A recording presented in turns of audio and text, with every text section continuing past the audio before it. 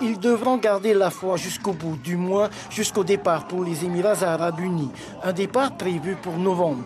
D'ici là, il y a encore des choses à régulariser, tant au niveau administratif qu'au niveau humain. Toute personne faisant partie du voyage ne doit en aucun cas avoir un quelconque problème avec la drogue. Nous avons bien entendu le ministre nous dire « Faites attention à ce qui va se passer là-bas ». Nous ne sommes pas là à faire attention à ce que nous allons dire, ce que nous allons chanter, mais sur l'attitude des gens là-bas. Oui.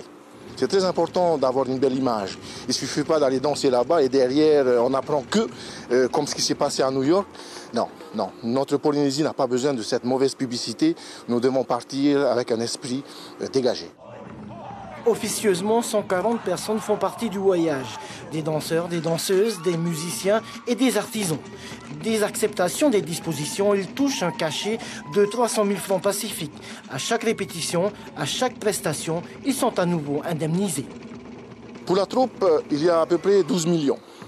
De budget. Et pour ces 12 millions, il y a l'achat des costumes, il y a le matériel, les paus, les toérés, et il y a la rémunération donc de chaque musicien, de chaque danseur, de chaque danseuse et de chaque artisan. Une destination de rêve, des prestations contre rémunération et après. Peut-être un centre culturel à Dubaï, du moins c'est un projet. Si on parle de musée du monde, c'est un peu comme ce musée à Laï, où il y a plusieurs villages de différents pays, Tonga, Wallis, la Polynésie française.